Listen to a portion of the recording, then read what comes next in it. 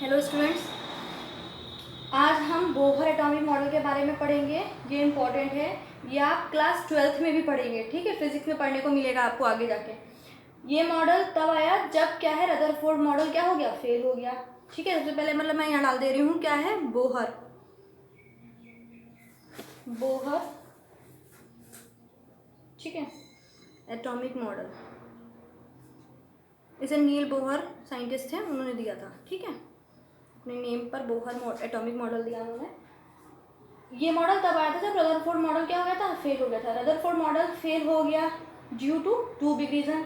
Number 1 reason क्या था, अभी तो ये बाद में पढ़ेंगे, पहले मैं रीजन बता दे रही हूँ कौन कौन से थे। एक फर्स्ट रीजन तो था कि वो स्टेबिलिटी ऑफ एटम नहीं समझा पाए। क्या नहीं समझा पाए, स्टेबिलिटी ऑफ एटम नहीं समझा पाए रदरफोर्ड, ये तो फेल हो गया था इसीलिए। ठीक है, तो इनमें क्या है, इलेक्ट्रॉन रिवॉल्व करते वक्त एनर्जी लूज करेंगे और जाके प्रोटॉन से कोलाइड कर जाएंगे। ये वो बता ही नहीं पाए, स्टेबिलिटी ही नहीं बता पाए। सेकेंड पॉइंट क्या था इनका, जो इनका फेल हुआ था, वो था हाइड्रोजन स्पेक्ट्रम। क्या था वो, हाइड्रोजन स्पेक्ट्रम। ठीक है, ये था। तो दो वजह से इनका फेल हुआ था। अब इसमें क्या था, उन्होंने कहा था आपने किसी भी गैस को लेकर उसमें लाइट पास कराओ। ठीक है, तो उसमें कुछ पर्टिकुलर कलर जो है स्पेक्ट्रम में दिखाई पड़ेंगे, या वेव में स्पेक्ट्रम में दिखाई देंगे, और कुछ वेव स्पेक्ट्रम में दिखाई नहीं भी देंगे। तो इन बातों को वो एक्सप्लेन नहीं कर पाए। ठीक है, तो इन बातों को एक्सप्लेन करने के लिए बोहर तब आए, और बोहर ने क्या दिया, एक मॉडल दिया। नील बोहर ने क्या किया, एक मॉडल दिया जो क्या कर सकते हैं, ये चीज़ों को एक्सप्लेन कर सकते हैं। ठीक है, आपको बता दूं नील बोहर बहुत बढ़िया साइंटिस्ट है, उन्होंने आइंस्टीन को चैलेंज भी दिया था। ठीक है, वो क्या करते थे, पिंग पोंग, एक बहुत के शौकीन थे पिंग पोंग गेम के। तो वो टेबल टेनिस जैसा होता है, खेलते हैं, टेबल टेनिस जिसे कहते हैं हम शायद। तो उसको क्या कहते हैं, खेलते खेलते सडनली उनके दिमाग में आया कि ये चीज़ उनको दिमाग में लगी कि एटम का जो मॉडल है वो पिंग पोंग मॉडल जैसा ही है। ठीक है, सो बोहर ने अपने मॉडल में क्या बोला, पहली बात बोहर ने बोली थी, ये तो आपका रदरफोर्ड का था। ठीक है, बोहर मॉडल ने जो बोला वो पहली चीज ये बोली कि atom has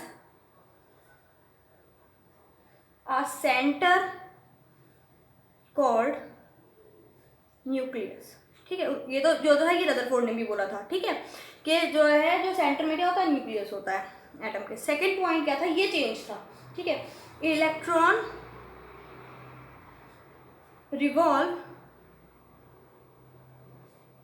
only in fixed circular path, circular orbits.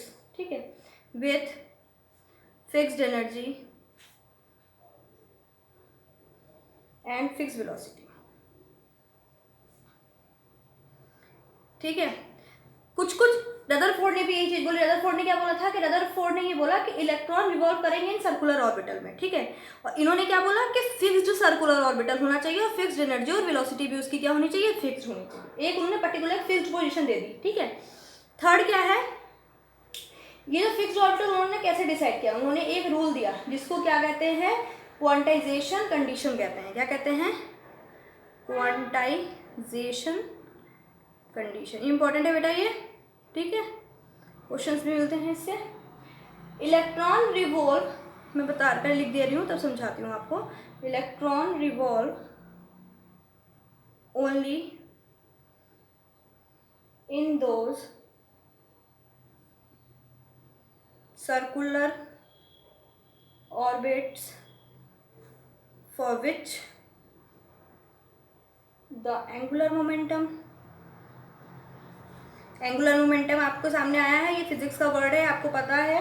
ठीक है, जहाँ पे L इज इक्वल टू क्या होता है, L इज इक्वल टू होता है mvr। ठीक है, इसको L से डिनोट करते हैं, कैपिटल L से, इन इंटीग्रल मल्टीपल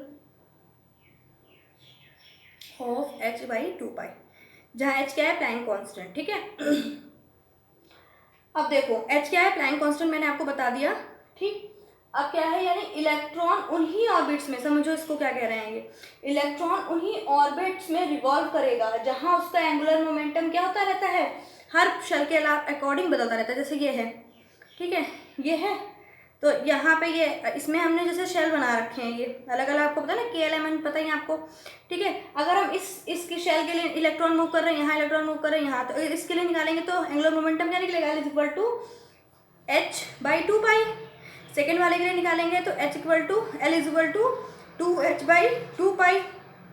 थर्ड वाले के लिए निकालेंगे L इक्वल टू 3h/2π। इस तरीके से क्या है, अलग अलग निकलते रहते हैं, ठीक है।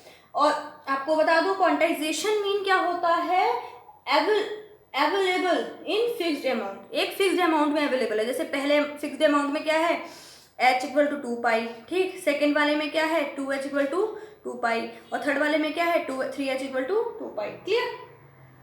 और n क्या है बेटा, n है आपका शेल नंबर, ध्यान रखना n क्या है, शेल नंबर है, ठीक है। जैसे आपको पता है n इक्वल टू 1 तो k देते थे, n इक्वल टू 2 तो क्या देते थे l, n इक्वल टू 3 तो क्या देते हैं m, और n इक्वल टू 4 क्या देते हैं n, है। इस तरीके से आपने 10th में पढ़ा है। उसके बाद यहाँ पे जैसे जैसे कि हम इलेक्ट्रॉन का एंगुलर मोमेंटम बताएंगे तो वैसे ही वैसे क्या हो जाता है, उसके ऑर्बिट फॉर्म होने लगते हैं। जैसे मान लो कोई आपसे पूछे कि इलेक्ट्रॉन का एंगुलर मोमेंटम बताइए सेकंड ऑर्बिटल में, क्या कहा जाएगा, इलेक्ट्रॉन का एंगुलर मोमेंटम बताइए सेकंड ऑर्बिटल में, कौन से में, सेकंड ऑर्बिट्स में, ठीक है। तो सेकंड ऑर्बिट का मतलब क्या है, इक्वल टू क्या आएगा 2। तो अगर सेकंड ऑर्बिटल में निकालेंगे एंगुलर मोमेंटम तो क्या इक्वल टू 2h/2π, ठीक है। अगर 3 में बोलते हैं तो 3 ऑर्बिट में तो क्या इक्वल टू 3h/2π, क्लियर। आ रही बात समझ में। और एंगुलर मोमेंटम मैंने आपको क्या बताया, फिजिक्स का वर्ड है, आपने पैसे ही पढ़ा होगा थोड़ा सा, ये वाला वेक्टर में होता है, p माने होता है मोमेंटम, यानी मोमेंटम के मोमेंटम को हम क्या कहते हैं, एंगुलर मोमेंटम कहते हैं, ठीक है। और जब हम इसको निकालते हैं तो r vector equal to r mv², ठीक है, mv m पे नहीं है, और तो यही क्या होता है इसका angular momentum equal to r mv, ठीक है। ये उसका क्या है, एंगुलर मोमेंटम। ये आपका फिजिक्स में आपको पढ़ने को मिलेगा, ये फिजिक्स का टर्म है, ठीक है।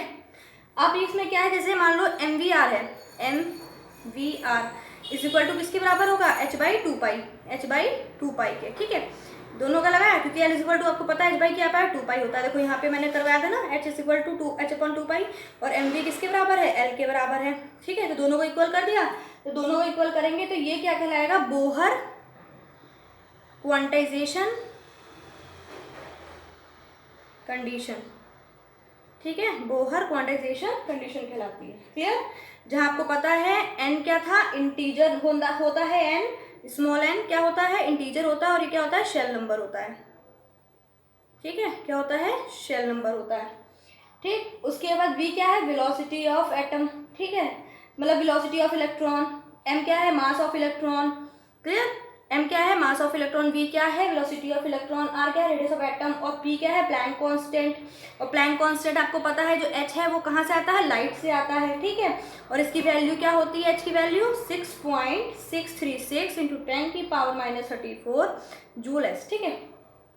आगे का समझ में, यहाँ तक तो आपका बेटा हो गया डीप, ये बोहर एटॉमिक मॉडल, ठीक है। इसके इसमें पॉस्टुलेट्स हैं, आपको मैंने वो भेजा है, उसमें पढ़ लीजिएगा नोट्स में, ठीक है। अब हम सेकेंड वीडियो में जो है क्या पढ़ेंगे, आपका फोटो इलेक्ट्रिक इफेक्ट और इलेक्ट्रोस्टैटिक स्पेक्ट्रम, ठीक है।